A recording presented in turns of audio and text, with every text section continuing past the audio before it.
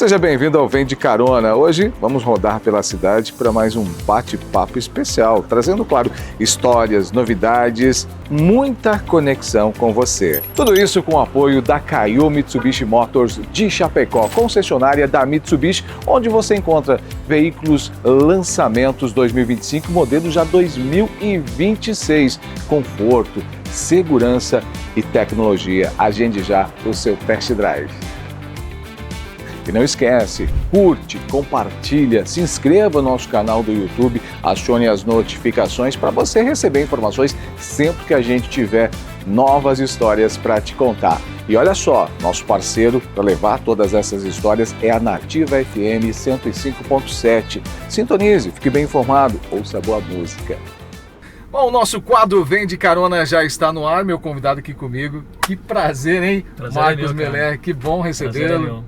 Contar um pouquinho da sua história, da sua trajetória. É uma alegria estar aqui. É a carona mais importante da minha vida.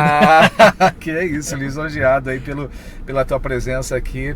Eu que, de fato, sou teu fã, acompanho o seu trabalho já há bastante tempo. Tivemos oportunidades de até estudar junto, né? Fazer parte da graduação juntos, mas fico muito feliz.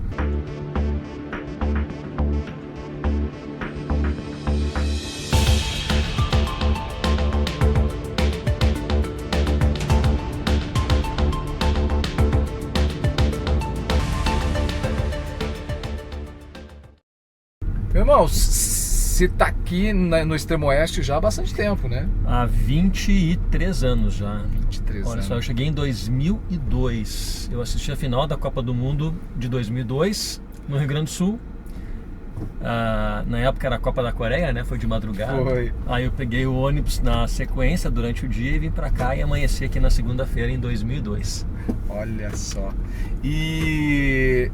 Bom, você é natural da onde? Do Rio Grande do Sul. Rio Grande do Sul. Eu nasci em 13 de maio. 13 de maio. Já atuava na comunicação lá ou não? Já atuava na comunicação. Eu comecei muito cedo, com 15 anos, na verdade, 15 para 16. E o meu contrato de trabalho é 1º de abril. Não é dia da mentira. É verdade. Então 1º de abril de 93. Nossa, muito começou cedo, muito cedo. muito cedo. Bom, tu tens uma história consolidada na região Extremo-Oeste, Oeste, no estado de Santa Catarina. Já a gente vai falar, inclusive, de alguns prêmios que você conquistou aí pelo teu trabalho. No rádio, sempre foi rádio ou você também esteve em outras plataformas, outros veículos? Eu sou do rádio antes mesmo de ir pro rádio. Eu sou da época do radinho de pilha. Nossa. E na minha época de criança, adolescência, pré-adolescência, não tinha internet, né? Não tinha essa distração, essa possibilidade digital de hoje em dia. Então meu negócio era ficar no radinho de pilha. E aí eu lembro que meu pai na época me comprou rádio, né, pra mim, de 7 faixas. Motorrádio 7 faixas. Espetacular, porque pegava Gaúcha, Guaíba, Bandeirante de São Paulo durante o dia. E eram emissoras que só pegavam à noite na época, né? No radinho de pilha. E com o rádio 7 faixas, você conseguia, tinha faixa estendida ali. E aí eu ficava ouvindo as emissoras, e eu gostava muito de futebol, né? E eu ficava fazendo um trabalho de plantão imaginário. Nossa. Final de semana eu ouvia os jogos no rádio e anotava, fazia planilhas. Caraca. Com o resultado, quem marcou o gol, arbitragem, público, renda. De modo que no final do dia eu tinha todo esse scout aí dos principais jogos do país. Né? Caraca, se alguém te chamasse para um boletim, você eu tinha pronto. Tudo ali. Hoje você entra na internet e rapidamente você pega. Na época eu anotava no radinho de pilha. E fiz plantão esportivo também no rádio, logo depois que eu me entrei. Então só para ilustrar que eu sou do rádio antes mesmo de trabalhar com o rádio. Olha só. Mas chegou a fazer outros veículos? Eu comecei no rádio, na Rádio Colonial em 13 de Maio, Rio Grande do Sul. Depois atuei na Rádio Santo Ângelo, de Santo Ângelo. E fui para a TV. Eu fiquei 5 anos na TV. Nesse período aí, RBS TV do Rio Grande do Sul. E na TV Centro-América Norte de Sinop, no Mato Grosso. Ambas filiadas à Globo, né? Sim. Aí voltei para o Rio Grande do Sul. Fiquei em Sinop, no Mato Grosso, 1 ano e pouco. Voltei para o Rio Grande do Sul e de lá vim para cá. O que te trouxe aqui pro Extremo-Oeste? É uma história curiosa, né? Quem me indicou para cá foi o Everton Adriane Macedo. Olha só. Que hoje está na Rádio Cedro. Lá em São José. Na época ele foi designado para ser o gerente da rádio no Cedro e o Adilson, diretor da Peperi, perguntou: conhece alguém que faz reportagem no Rio Grande do Sul? Ele falou: conheço, e me indicou. E é curioso, né? Eu sempre digo que a vida ela gira, né? Porque na época que eu trabalhava no Rio Grande do Sul, na Rádio Colonial, o Everton trabalhava na rádio concorrente, Cidade Canção FM. E teve um dia, uma noite, em que eu estava na casa, morava com o pai e com a mãe ainda, aí alguém bateu na porta e a mãe no quarto chegou para mim e falou: olha, o teu colega da rádio tá aí. Eu falei: colega da rádio? 9 e pouco da noite. Era o Everton, com uma roupa de futebol, meu concorrente, né? Sim. Naquela noite teve um evento importante na cidade, ele foi escalado para entrevistar uma figura importante que veio de Porto Alegre, só que foi no futebol e calculou errado o tempo. Quando ele chegou no evento, essa pessoa tinha ido embora já e eu tinha entrevista. Caramba. E aí ele perguntou: tu fez a entrevista? Eu falei: eu fiz. Cara, tu me empresta? Eu falei: cara, tá aqui, ó, fita cassete. Nossa. Nem era cassete, era uma fita pequenininha. Aquela assim, pequenininha, né? Eu falei: olha, eu empresto, mas não fala que eu te emprestei. Faz uma cópia, bota as tuas perguntas e me devolve. E eu entreguei a única gravação que eu tinha na mão dele. Nossa. E ele depois me devolveu. E me agradeceu e tudo mais. Se eu tivesse negado para ele, quando o Adilson perguntou: conhece alguém no Rio Grande do Sul que faz reportagem? Ele ia dizer: não lembro ninguém. Então, para você ver que a vida é importante esse gesto. Claro. Eu acho que ainda tem muito, né? Legal isso, porque de você manter essa relação, porque embora você trabalhe em marcas diferentes, veículos diferentes, todo mundo executa, as dificuldades do dia a dia. Então essas parcerias tem bastante no jornalismo. A gente que está na trincheira da notícia, a gente está lado a lado com os colegas de profissão. A gente só está trabalhando num veículo diferente do outro. Mas o meu trabalho é igual ao seu trabalho. O seu objetivo é o mesmo que o meu objetivo, então a gente precisa se ajudar, né? Que legal. Bom, teve experiência com a televisão, teve experiência, claro, uma grande história com o rádio, mas você também chegou a ir para a universidade, né? Sim, então, eu, como falei, eu sempre quis trabalhar em rádio, trabalhar com TV especialmente, né? Na época eu era só ouvinte de rádio, eu ficava imaginando como eu faria se eu fosse um repórter. E meu sonho de adolescente era ser o Tino Marcos. Olha, Tino Marcos, para mim, boa referência. É o melhor texto esportivo da TV brasileira até hoje, inclusive. É verdade. Não consegui ser o Tino Marcos, mas segui adiante. E aí eu comecei com 15 anos, obviamente sem a faculdade, né? Só fui fazer a faculdade depois, aqui em São Miguel. Né? Me formei em 2012, estudamos juntos, né? Com algumas cadeiras. E aí fiz a graduação aqui. E depois da graduação, eu fui para a universidade, né? Dei aula de rádio e TV. Então eu penso que o conhecimento, ele é o conhecimento empírico, prático, ele é complementar, claro. São dois estando juntos. Exatamente, a teoria e a prática, né? Bom, toda essa experiência, Marcos, quando você olha para a realidade atual, muita coisa mudou, sem dúvida alguma, nessa tua história do radinho de pilha para as tecnologias que a gente tem hoje, a rapidez que a informação ela chega para a gente como profissional, mas também para a população, para quem a gente quer informar. Como é que você vê isso tudo assim? Como algo muito importante, algo que é desafiador também? O jornalismo profissional, mais do que nunca, ele é necessário para a sociedade, não há dúvida disso. A internet, em especial, ela quebrou o monopólio do poder de comunicação, que antes estava apenas com os meios de comunicação de massa. Hoje, qualquer pessoa com um telefone celular, ela se torna um emissor de informação e de comunicação. Agora, quem faz isso de modo profissional tem que ter um cuidado maior com o tratamento da informação, com a checagem, com a apuração, de modo que aquilo que nós divulgamos, as pessoas não têm que ter dúvida nenhuma. É uma informação correta, uma informação checada. Então, nesse cenário aí de múltiplas informações, né, de um volume grande de informações, o jornalismo profissional é ainda mais importante e necessário. E é desafiador pra gente, né? Sim. Porque o jornalista, ele tem na veia aquele dele poder dar a informação primeiro do que todo mundo e, claro, tem toda a preocupação de que essa informação seja a mais correta ou a correta, né? E quando você vê essa enxurrada de informação em todas as plataformas, isso deixa o profissional ainda mais acelerado, né? Mas na verdade o desafio é exatamente fazer o movimento contrário. Eu tenho comigo que é melhor divulgar depois e certo do que antes e errado. E é importante também, quando você vai dar a informação, contextualizar o antes, o fato em si e a consequência. Nessa vibe aí de tempo acelerado, né, de você fazer coisa curta, rápida, consumir em 20 segundos, já passar para a próxima, se perde muito a contextualização, a checagem da informação. Então, se a gente entrar nessa onda acelerada das redes sociais, a gente vai queimar coisas importantes do processo. Bom, a gente tem toda essa mudança, a gente tem essa leitura e que de fato tem que ser executado pelo profissional. Mas a gente tá vivendo novas gerações que estão chegando com a percepção também acelerada, tanto quanto essas plataformas. Como é que você enxerga hoje, como já professor, né, de universidade e com toda essa trajetória e experiência, os profissionais que a gente tem no mercado hoje? Porque assim, eles estão conectados a esse mundo digital rápido, estão conseguindo acompanhar essa importância que a informação muito bem construída tem? Às vezes não, né? Às vezes não, porque a notícia, ela é por vezes uma mercadoria também, né? Sim. E aí quando você não observa alguns valores importantes desse processo de produção, apenas com o objetivo de ter audiência, de ter clique, isso pode ser muito perigoso, especialmente para a democracia. Eu sou, como eu disse, da época analógica, né? Então eu confesso que eu tenho dificuldade em compreender um pouco algumas questões do mundo digital, especialmente das redes sociais, né? E eu brinco que nós temos uma idade muito parecida, a nossa geração é o que mais sofre com isso, porque toda a transformação caiu no nosso colo, né? E aí as pessoas se informam pelo Instagram.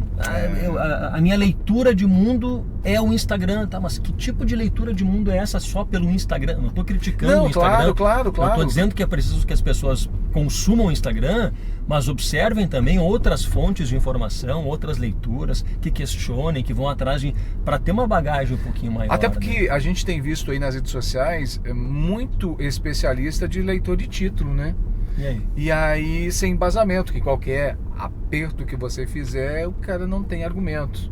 Aliás, falando nisso, tu és um jornalista que carrega essa característica de fazer perguntas mais contundentes, perguntas que tiram muitas vezes o entrevistado do conforto. Esse é o papel do jornalista, porque senão não precisava estar ali conduzindo, né? Assessor de imprensa é uma coisa, o jornalista é outra, né? O jornalista tem esse dever de buscar aquela informação que daqui a pouco a fonte não quer divulgar, mas que é importante para a sociedade, né? E a entrevista é uma forma de você também conseguir algumas informações que a fonte não quer exatamente divulgar, porque para ela não é importante, mas para a sociedade é. E então, o teu papel como jornalista é questionar, é perguntar, né? As pessoas questionam, às vezes criticam, mas por que perguntou? Não, o problema não está na pergunta, o problema está na resposta. A pergunta é uma pergunta. Pergunta é meu papel. Claro, a resposta é que é a questão que vai gerar polêmica ou não, vai esclarecer ou não. Já fez alguma pergunta que te colocou assim numa saia justa, numa situação? Já, em que depois vieram cobrar, né? Por que você perguntou isso? Por que você não perguntou diferente? E é muito comum também, assim, as pessoas, quem é questionado, marca aquilo, né? E aí acha que você fez aquilo pessoal, né? E não fez no outro. Na verdade, a minha conduta de entrevista é sempre a mesma. Eu vou conduzindo ela. Se a fonte me dá informação, eu vou apertando até conseguir, né? Alguma pergunta que você deixou de fazer, que depois você devia ter feito assim? Sempre. Eu sou muito crítico do meu trabalho. Eu sou um crítico constante, né? Então, todo trabalho que eu faço, ao final dele, a sensação que eu tenho é que eu poderia ter feito melhor. Né, de que faltou alguma coisa, poderia ter perguntado aquilo, na construção de uma reportagem, poderia ter feito um outro viés, buscado uma outra fonte, garimpado uma outra informação. Então eu sou um constante crítico do meu trabalho. Porque se fosse diferente, né, tu não avança. Não, você acha que está sempre fazendo, vai continuar fazendo a mesma coisa, com o passar dos anos.